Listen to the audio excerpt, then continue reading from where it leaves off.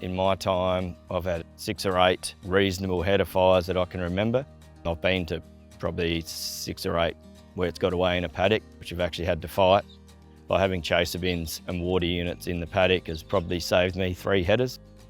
Heat, you can deal with not too bad. It's more when the wind starts going that we get concerned.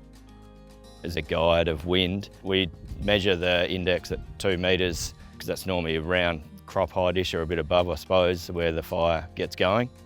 Wind's normally a lot calmer at a foot or a metre. Doesn't give a great guide of wind speed. Very difficult to get a reading at 10 metres with the machinery that we work with without getting it off a sight or a mesonet. Every harvest day we'll have a fire truck parked in the corner of a paddock and the 2 fire units on each chaser bin. One's 1,000 litres and one's 600 litres that are always in the paddock and around the header at all times. We find them the most crucial in a moment of fire or panic because they can get to the fire before anything else.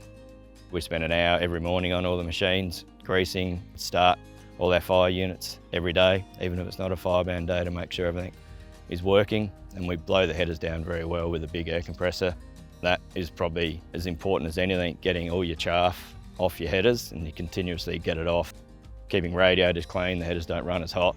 All that's part of our standard checklist that we do every night after we finish harvest. When conditions are getting a bit edgier, we will harvest so our dust is blowing off the crop, never blowing on the crop, and downwind end of the paddock we'll make sure we've cut the crop to the ground on a headlands, or even start on the southern side of the paddock and cut 3 or 4 runs really low, so we're always harvesting into the wind, then your head of dust is not blowing back onto crop that you haven't harvested.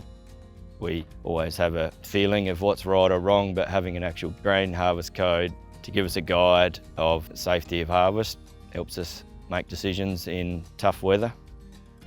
Communication with our neighbours on firebound days mainly I see as a very respectful thing to do, because if I start a fire on my place, it's probably going to affect them as well, and vice versa. So you sort of got to look after each other. No one wants to burn out a neighbour.